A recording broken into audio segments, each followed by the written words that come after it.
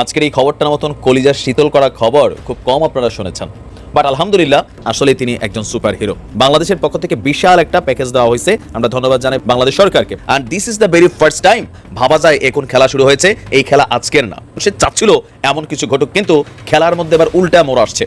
এবার ঠেলা সামলাও, এবার একটা হাততালি হয়ে যাক, সবাই একটা হাততালি দেওয়ার জন্য রেডি হয়ে যান। একটা গুড নিউজ শোনাচ্ছি আপনাদেরকে। গুড নিউজ গতকাল একটা দিয়েছিলাম, আজকে দিচ্ছি। অবশেষে বাংলাদেশের রাজনীতিতে সেই মাহেন্দ্রক্ষণ আসছে। বাংলাদেশের ইতিহাস সৃষ্টিকারী নতুন অধ্যায় রচিত হতে পারে। কি ডক্টর ইউনূসের চমকে খুব অল্প সময়ে যা ঘটেছে, বাংলাদেশ অবাক, পুরো বিশ্ব অবাক। 15 বছরের মধ্যে সবচাইতে বড় সুখবর দিলেন অন্তর্বর্তীকালীন সরকারের উপদেষ্টা ডক্টর। চিন্তা করছেন এত দূর পর্যন্ত আগায় গেছে, কারণ এই সুযোগ তো আর আসবে না। গত এক বছরে কোথায় গিয়া দাঁড়াইছে, কোথায় গিয়া তাদের পৌঁছাইছে ইমেজ, ওইটা একবার চিন্তা করেন। চলতেই থাকবে, চলতেই থাকবে। তাহলে একটা দলের ভিতরে কি পরিমাণ নিয়ন্ত্রণ দিল্লির আছে, যেই দলটা নিজের মতো করে কথা বলতে পারে না, যেই দলটার চেয়ারম্যানের স্বাধীনতা নাই কোন বিষয়ে কথা বলবে, কোন বিষয়ে কথা বলবে না, নির্বাচনে যাবে কি যাবে না এই সিদ্ধান্ত নিতে পারে না। অতএব জাতীয় পার্টিকে শুধুমাত্র একটা দল আকারে আমার দেখার সুযোগ নাই, সে আমার নিরাপত্তা হুমকি, ন্যাশনাল সিকিউরিটি থ্রেট। ভোটের সময় এই মির্জা আব্বাসকে ভোট দিবেন না, এই মির্জা আব্বাসকে আপনারা ভোট দিবেন না। আমির খসরু মাহমুদের মতো ভারতীয় দালাল শুয়ারের বাচ্চা এই বেশ্যাদেরকে আপনি ভোট দিবেন না। মির্জা ফখরুলকে ভোট দিবেন না, সানাওয়াতকে ভোট দিবেন না, নবী রবিন ফারহানাকে আপনারা ভোট দিবেন না। অধ্যাপক মোহাম্মদ ডক্টর ইউনূস তিনি কি আসলে ভয় পাচ্ছেন? এই মুহূর্তে নির্বাচন ইস্যুতে মাঠে অনেকগুলো ইস্যু কিন্তু গড়াইতেছে, বা ডক্টর ইউনূস সেইটা গেছে ভাই, খেপে গেছে না খেপা। মানে ডক্টর ইউনূস সাহেবের যে বয়স, বেসিক্যালি আমাদের দাদার বয়স, তাই না? 85+ বয়স। এই বয়সে যার ঘরে দাদা আছে, হাতের ছড়ি, মাঝে মাঝে গালাগালি, হ্যাঁ, জুতা দিয়া ঢিল মারা, লাড়ি দিয়া বাড়ি মারা, এগুলো কিন্তু কমন জিনিস। কেন ওই বয়সে যাইয়া সকালে বৌমা ভাত খাওয়াইছে কি দিয়া, দুপুরে এসে খেয়াল নাই, 2 ঘন্টা আগে পানি খেলে 2 ঘন্টা পরে খেয়াল নাই, এখনো দিছ না অমুকের মা, এরকম আছে না? আছে, আমার দাদারও এরকম হয়েছিল যখন 80+ বয়স হয়েছে, আমার খেয়াল আছে। তো সেখানে ডক্টর মোহাম্মদ ইউনূস মাঝে মাঝে মেজাজ হারাবেন, এটা খুবই স্বাভাবিক। ডায়লগটা কি, এমন কোন শক্তি নেই আর নির্বাচন ঠেকায়। নির্বাচন নিয়ে নানান আলোচনা হচ্ছে। জামাত ইসলাম প্র্যাকটিক্যালি তারা নির্বাচনকে দীর্ঘায়িত করতে চাচ্ছে, এনসিপি প্র্যাকটিক্যালি নির্বাচন তো চাচ্ছেই না, দেখে মনে হচ্ছে, মুখে মুখে বলতেছে। জামাত এবং এনসিপির মধ্যে বন্ডিং এর মধ্যে জামাত একটু আগানো, তারা তাদের প্রার্থী ক্যান্ডিডেট সিলেক্ট করে ফেলছে, তারা চাচ্ছে একটু সময়টা যাক, অথবা নির্বাচন ইস্যুকে কেন্দ্র করে আর একটু সহজতর হোক, যেভাবে বিজয়টা আসবে, মানে পিআরে কোনো ভোট নষ্ট হয় না। সারা বাংলাদেশে যত ভোট পড়বে জামাতের প্রার্থী সবগুলা ভোট তারা পাবে। কিন্তু গতানুগতিক ধারার নির্বাচনে এটা হয় না, যে কথার কথা যে কুমিল্লা 5 আমার আসনে জামাতের যিনি প্রার্থী আছেন ডক্টর মোবারক ভাই, বিএনপির আছে জসিম ভাই, তারপর কি বলা হয় যে আরেকজন আছেন আমাদের চেয়ারম্যান সাহেব মিজান ভাই, এখন একজন হয়তো এখানে নমিনেশন পাবেন। তো দেখা গেল যে কথার কথা যে মিজান ভাই পাইলো অথবা জসিম ভাই পাইলো বিএনপি থেকে, তো উনি ভোট পাইলো 1 লাখ। জামাতের প্রার্থী মোবারক ভাই তিনি পাইলেন 99,999টা, এক ভোটে ফেল করলো না। এখন এই 99,999 ভোট সারা বাংলাদেশের জামাত ইসলাম দলটার জন্য কোনো কাজে লাগবে না ফেল করার কারণে, কিন্তু পিআরে এই ভোটটা যোগ হয়ে যাবে। সারা বাংলাদেশের সব ভোট যোগ হয়ে গেলে স্বাভাবিকভাবে জামাতের আসন সংখ্যা বাড়বে। এটার জন্য জামাত অনর যে পিআরটারে যেমনি হোক মুলাইয়া মালাইয়া এটা আনতে হবে, এটা নিয়ে অনেক যুক্তিতর্ক হচ্ছে। যাই হোক, এখন এই পরিস্থিতিতে, এখন এরকম নানান পরিস্থিতিতে এনসিপির বার্তা বা আরো বিভিন্ন কিছু নিয়ে স্বাভাবিকভাবে সরকার বর্তমান আইন শৃঙ্খলা পরিস্থিতি সকল কিছুকে কেন্দ্র করে যত তাড়াতাড়ি একটা নির্বাচন দেওয়া সম্ভব, সুষ্ঠু অবাধ গ্রহণযোগ্য সরকারের জায়গা থেকে, এটা দিয়া কিন্তু আসলে সরকার থেকে বিদায় নিতে চাচ্ছে। ডক্টর ইউনূস সাহেব আগেই বলে দিচ্ছেন যে ভাই আমি ভবিষ্যতে কোনো দলের যে কোনো পদ আমারই দেব, কথার কথা আমি এখান থেকে যাওয়ার পর আমি ভাই রাজনীতিতে আর নাই। কেন? রাজনীতি করার মজা তিনি বুঝে গেছেন। উপদেষ্টা পরিষদে যারাই একটু বড় বড় কথা বলতেন, ওই যে বললাম না যে মেসি কি ডাইনে শট করবে না বামে, কত দূরত্ব থেকে করবে, এটা আমরা চা দোকানে বসে যত সহজে আলোচনা করি, এলাকার ভিতরে বিয়াতা খেলার মধ্যে নামাই দিলে কিন্তু টের পাওয়া যায়, হ্যাঁ, কে কুদ্দুর দৌড় দেয় না চেরানি খায় কয়টা। তো বরাবরই বিষয়টা এরকম যে দূর থেকে বলা আর যিনি করেন তার করা, এটার মধ্যে ভেজাল হয় অলওয়েজ। আর সারা পৃথিবীতে যে ক্ষমতায় থাকে, আপনি যতক্ষণ ক্ষমতা না বসবেন আপনার নিয়ে দুর্গন্ধ বের হবে না, আপনার নিয়ে সমালোচনা হবে না, একটা লিমিটেশনে হবে, আপনি মজলুম অবস্থায় থাকবেন। যেই মাত্র আপনি ক্ষমতার চেয়ারে বসবেন, মানুষের চাওয়া পাওয়া, বিচিত্রতা, দাবি, কূটনীতি, ষড়যন্ত্র, দেশি বিদেশি, ইন্টারনাল, আপনার কাছে ভবিষ্যতে মনে হবে যে আমি এখান থেকে ক্ষমতা থেকে একবার সরে গেলে তো আমার পিটানো শুরু করবে, আমার একটা ভুয়া মামলা দিয়ে দিতে পারে, বা এরকম কত কিছু, স্ট্রেস, টেনশন, আমার পরিবারের কি হবে, ডক্টর ইউনূস সাহেবের কত চিন্তা। আপনি দেখেন পৃথিবীর কোনো শক্তি নাই ফেব্রুয়ারিতে নির্বাচন ঠেকায়। ডায়লগগুলো দেখছেন কি দিচ্ছে একের পরে, পৃথিবীর কোনো শক্তি নাই।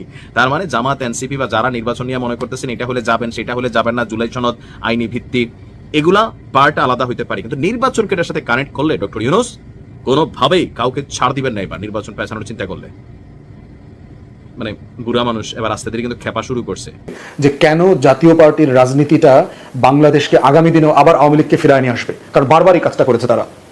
অতএব মোটার আগে জাতীয় পার্টি কোনো রাজনৈতিক দল না।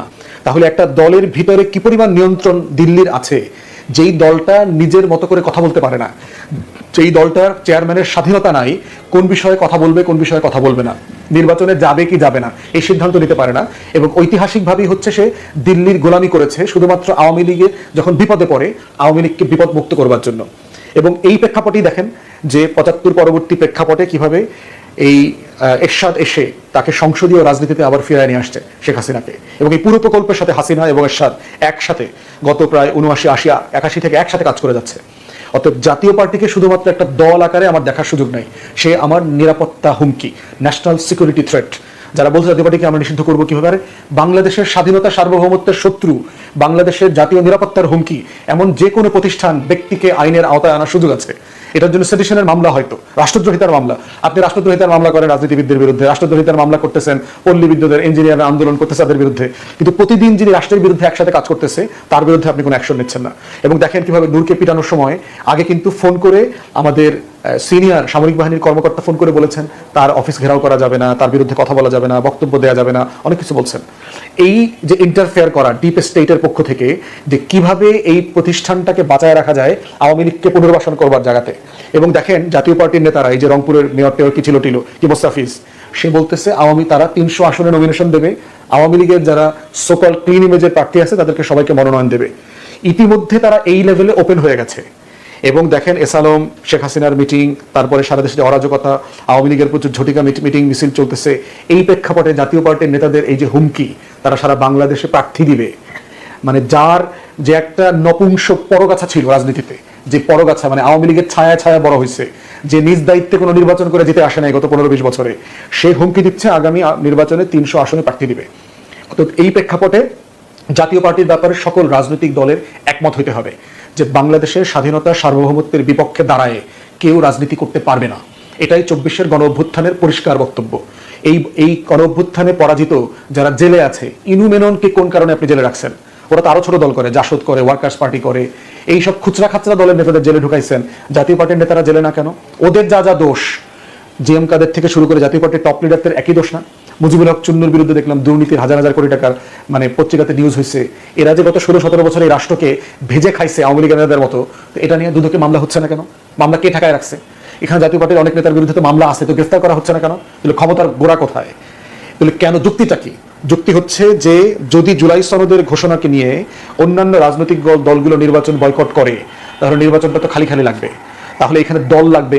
অতএব দল লাগার প্রশ্ন হইলেও জাতীয় পার্টিকে রাখতে হবে। এবং এই ব্যাপারে বিএনপির পরিষ্কার বক্তব্য আমরা দেখতে পাচ্ছি না। আওয়ামী লীগকে রাজনীতি কার্যক্রম নিষিদ্ধ করবে অথবা সাসপেন্ড করবার ব্যাপারে আমরা বিএনপির বক্তব্যকে খুব পরিষ্কার দেখতে পাইনি। জাতীয়তাবাদী রাজনীতির জায়গা থেকে দিল্লির আধিপত্যবাদের বিরুদ্ধে শহীদ প্রেসিডেন্ট জিয়াউর রহমান যে রাজনীতি শুরু করেছেন, সেই রাজনীতির জায়গা থেকে কিভাবে জাতীয় পার্টি রাজনীতি করতে পারে? যেই শহীদ প্রেসিডেন্টের খুনের সাথে এই জাতীয় পার্টির নেতারা জড়িত ছিল, এরশাদ জড়িত ছিল, সেই দলটাকে কিভাবে আপনি রাজনীতিতে রাখেন? এটা কি জিয়ার রাজনীতির সাথে যায়? এটা জাতীয়তাবাদী রাজনীতির সাথে যায়? এটা দিল্লির আধিপত্যবাদের বিরুদ্ধে যে রাজনীতি আমরা গণ অভ্যুত্থানের মধ্য দিয়ে করতে চাই সেই রাজনীতির সাথে যায় না তো। অতএব সেই জায়গাতে মানে বিএনপির নিন্দা জানানো, বিএনপির খুবই সফট ল্যাঙ্গুয়েজ জাতীয় পার্টি নিয়ে কথা বলাটা খুবই সন্দেহজনক এবং যেটা দেশের জন্য খুব ক্ষতিকর। এবং দেশের মানুষের কাছে কিন্তু ২৪ খুব পরিষ্কার, পুরাতন রাজনৈতিক দল এবং মুরব্বী রাজনৈতিক নেতারা বুঝতে পারছেন না যে আপনারা লাভার উপরে বসে আছেন, আগ্নেয়গিরির উপরে রাজনীতি করতেছেন। তরুণদের কাছে শত্রু মিত্রের রাজনীতি কিন্তু পরিষ্কার। বাংলাদেশের যারা ডিপ স্টেট আছেন, সামরিক বেসামরিক আমলাতন্ত্র আছেন, যারা এখনো মনে মনে আওয়ামী লীগ জাতীয় পার্টির প্রতি ভালোবাসা, প্রেম এবং এদেরকে না রাখলে বাংলাদেশে মৌলবাদী দক্ষিণপন্থীদের উত্থান হবে, এই ভারতের এবং পশ্চিমের ওয়ার অ্যান্ড টেররের ন্যারেটিভ নিয়ে কাজ করছেন। এবং 111-এর যারা কুশীলব, কিছু পত্রিকা, বাংলা ইংরেজি, কিছু টিভি চ্যানেল, কিছু তৃতীয় শ্রেণীর মস্কোতে পড়া অর্থনীতিবিদ, কিছু সেন্টার বাংলাদেশে বেচার যে রাজনীতি করতেছেন, এই রাজনীতিটা কিন্তু আমাদের কাছে পরিষ্কার। এবং কে কোথায় মিটিং করতেছেন, কোথায় প্রধান বিচারপতি, কোথায় বিদেশি অ্যাম্বাসিগুলোতে গিয়ে গিয়ে বোঝানো যে এই সরকার টিকতেছে না, সরকার ভালো কাজ করতেছে না, নতুন নির্বাচনকালীন সরকার লাগবে, কারণ নির্বাচনকালীন সরকার না হইলে আবার আওয়ামী লীগের পুনর্বাসন করা যাবে না। এই প্রসেসটা কিন্তু ব্যাকফায়ার করবে বাংলাদেশে। আপনারা নতুন করে গৃহযুদ্ধ তৈরি করার পরিস্থিতি তৈরি করতেছেন এবং পরিচ্ছন্নভাবে বাংলাদেশের ডিপ স্টেট যারা এই আওয়ামী পুনর্বাসনের প্রকল্পের পক্ষে কথা বলেছেন, কাজ করে যাচ্ছেন, তাদের কারণেই আজকে বাংলাদেশে আওয়ামী লীগের প্রচুর মিছিল হইতেছে। এই প্রত্যেকটা মিছিলের পিছনে আমাদের গোয়েন্দা সংস্থাগুলো দায়ী, কারণ তারা জানে এখানে এস আলমের টাকা খেয়ে খেয়ে তারা আওয়ামী লীগের পুনর্বাসনের কাজ করতেছে। এই যে ফেক জেনারেলগুলো আছে, দিল্লির গোলাম, আমাদের আমলাতন্ত্র, আমাদের সামরিক বাহিনীগুলো, উপরের দিকের যে লোকগুলো আছে যারা প্রতিনিয়ত দিল্লির গোলামি করবার জন্য মুখায় আছে, যে ক্রিমিনাল গ্যাংগুলো গুম খুন আয়নাঘরের সাথে জড়িত কিন্তু বিচারের মুখোমুখি হইতে চায় না, এক্স্যাক্টলি আওয়ামী লীগের মতো। যে এরা হলো ওই জেনারেল তারেক সিদ্দিকী যে ক্রিমিনাল গ্যাংটা ছিল, এই গ্যাংয়ের সদস্য। এরা ফেক জেনারেল হয়ে হয়ে বিভিন্ন জায়গায় বসে আছে। এদের সবার নাম ঠিকানা খতিয়ান আমাদের পুরো রাজনৈতিক মহলে খুব পরিষ্কার, এবং এগুলো দেখবেন গ্র্যাজুয়ালি আসবে।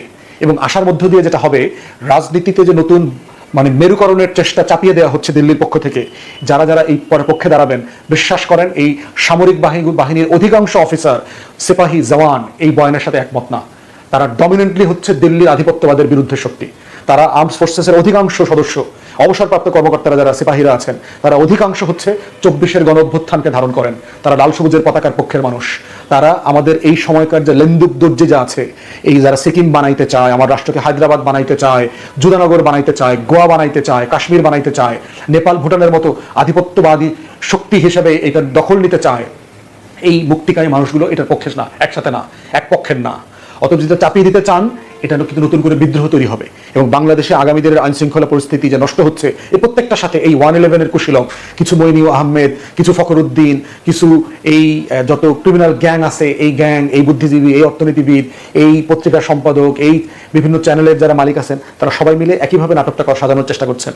এইবার এটা সফল হবে না, বিশ্বাস করেন। গণঅভ্যুত্থান হয়ে গেছে, তরুণদের কাছে এই রাজনীতির বার্তাটা খুব পরিষ্কার।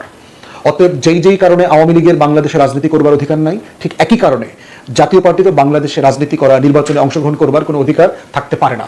ঠিক একই কারণে তাদেরও মানবতা বিরোধী অপরাধের বিচার হওয়া দরকার, ট্রাইব্যুনালের দল আকারে। যেই কারণে 14 দলের বহু নেতাকে জেলে পাঠানো হয়েছে, এই জাতীয় পার্টিরও অনেক নেতা একই অপরাধে জেলে যাওয়া দরকার। একই আইন অমান্য করেছেন তারা। অতএব আমাদেরকে বাংলাদেশ আকারে, বাংলাদেশি আকারে, বাংলাদেশপন্থী রাজনীতি আকারে এই সিদ্ধান্তে আসতে হবে যে বাংলাদেশের শত্রু প্রশ্নে, বাংলাদেশের স্বাধীনতা, সার্বভৌমত্ব, আত্মমর্যাদা এবং জাতীয় স্বার্থ প্রশ্নে সিম্পলি কোনো দ্বিমত থাকতে পারবে না। এইটা মেনে নিয়ে বাংলাদেশপন্থী রাজনীতি করতে হবে বাংলাদেশে। এবং আওয়ামী লীগ, জাতীয় পার্টি, 14 দল এই বাংলাদেশপন্থী রাজনীতি কখনো করে নাই, ভবিষ্যতে করতে পারবে না। এটা ঐতিহাসিকভাবে একটা সত্য বাস্তবতা। ডাকসু নির্বাচন নিয়ে পিনাকি ভট্টাচার্য কিছু ভবিষ্যৎবাণী করেছেন বা ইঙ্গিত দিয়েছেন কারা জিতবেন, এবং সাংবাদিক ইলিয়াসেরও এই বিষয়ে কিছু পর্যালোচনা রয়েছে। এটা আমি অত্যন্ত তাৎপর্যপূর্ণ মনে করি, কারণ বাংলাদেশের রাজনীতির গতি প্রকৃতি নির্ধারণে কোন দিকে যাচ্ছে কি, বা তরুণ প্রজন্ম, জেনজি, তাদের উপর এই পিনাকি ইলিয়াসের মারাত্মক তাসির রয়েছে। যে পিনাকির বেসিক সমর্থন শিবির সমর্থিত প্যানেল, তবে শিবিরের বাইরেও এমনকি ছাত্র দলের 2-1জনকে সমর্থন করেন, স্বতন্ত্র কয়েকজনকে সমর্থন করেন। কিন্তু ভিপিজিএস, এজিএস এগুলোতে প্রাইমারিলি বলা যায় পিনাকির প্রার্থী সাদিক কায়েম, ইলিয়াসের প্রার্থী সাদিক কায়েম, পিনাকির প্রার্থী ফরহাদ, ইলিয়াসের প্রার্থী ফরহাদ, পিনাকির প্রার্থী মহিউদ্দিন, ইলিয়াসের প্রার্থী মহিউদ্দিন। এটা আপনাকে খেয়াল রাখতে হবে। এর বাইরে সদস্য পদে ছাত্র দলের একজনকে বলেছেন। এছাড়া মুক্তিযুদ্ধ গবেষণা, নানান ক্ষেত্রে নানান প্রার্থী এরা, কিন্তু বেসিক ভিপিজিএস, এজিএস এ পিনাকি ইলিয়াসদের সমর্থন শিবিরের দিকে। এখানে শিবিরের পক্ষে প্রচারণায় এই পিনাকি ইলিয়াস ভূমিকা পালন করেছেন। কিভাবে? পিনাকি ইলিয়াসের আপনার উসুল বুঝতে হবে, তাদের মানহাজ কি। তাদের উসুল এবং মানহাজ হচ্ছে তারা ভারত বিরোধী, ভারতের আধিপত্যবাদের বিরুদ্ধে যারাই শক্ত করে হয়ে দাঁড়াবে এবং ভারত বা ভারতীয় প্রার্থী যে তাদের বিরুদ্ধে যা করা দরকার বা যত গালাগালি বা যা করা দরকার ওইটা পিনাকি ইলিয়াস করবে। এই দৃষ্টিকোণ থেকে ভারতের আধিপত্যবাদের বিরুদ্ধে যারা, আর ঢাকা বিশ্ববিদ্যালয়ের শিক্ষার্থীরা বেশিরভাগই ভারতের আধিপত্যবাদের বিরুদ্ধে সোচ্চার, তাদের সবাইকে ইলিয়াস আহ্বান জানিয়েছেন সাদিক কায়েমকে ভোট দিতে। পিনাকির আহ্বানও ওই দিকে, সরাসরি না বললেও। তো ফলাফল কি হবে এই আলোচনার সাথে এটা রিলেটেড। যেমন পিনাকির একটা ফেসবুক পোস্ট, ডাকসুর ফলাফলে চমকে গিয়ে ভারত প্রেমীরা বুঝবে বাংলাদেশে বঙ্গু সেকুলার ন্যারেটিভ চিরতরে জয় বাংলা হয়ে গেছে। এটার অর্থ কি? মানে ভারতের আধিপত্যবাদের বিরুদ্ধে শক্তি জিতবে এবং বিপুল ব্যবধানে তাদের ভূমিধস জয় হবে। এটা দেখে যারা ভারতের দালাল তারা চমকে উঠবে। তাহলে ভারতের আধিপত্যবাদের বিরুদ্ধে শক্তি কারা? বেসিক্যালি শিবির। তবে হ্যাঁ, কিছু কিছু পোস্টে বা কোনো কোনো ক্ষেত্রে এই বৈষম্য বিরোধী প্যানেলের প্রার্থীরা জিতলেও এই পিনাকি ইলিয়াসরা ওয়েলকাম করবে, তারাও ভারতের আধিপত্যবাদের বিরুদ্ধে শক্তি হিসেবেই পরিগণিত হবে। সেক্ষেত্রে ভারতের দালালরা কেউ জিততে পারবে না, এটা হচ্ছে ফলাফলের মূল ডিমার্কেশন। এখন ভারতের দালাল কারা? এখানে এই যে কথা, ভারত প্রেমীরা বা ভারতীয় বঙ্গু সেকুলার ন্যারেটিভ, এটা জয় বাংলা হয়েছে। বঙ্গু সেকুলার ন্যারেটিভ নিয়ে প্রচারণা চালাচ্ছে কারা? ওই শামীমের বিরুদ্ধে তো ইলিয়াস পোস্ট দিয়েছে শামীমকে ভোট দেওয়া যাবে না, সে আওয়ামী লীগের প্রার্থী, বামপন্থীদের প্রার্থী। এক। দ্বিতীয় হচ্ছে বঙ্গু সেকুলার ন্যারেটিভ দিয়ে এই ছাত্রদল এতদিন তাদের নির্বাচনী প্রচারণা চালিয়েছে। এই জায়গায় বলা যায় বিএনপি বা ছাত্রদল বঙ্গু সেকুলার ন্যারেটিভ গ্রহণ করে ভুল করেছে এবং তাদের বঙ্গু সেকুলার ন্যারেটিভ জয় বাংলা হয়ে যাবে, তারা পরাজিত হবে। এটা হচ্ছে পিনাকি ভট্টাচার্যের প্রেডিকশন। মানে ছাত্রদল পরাজিত হবে।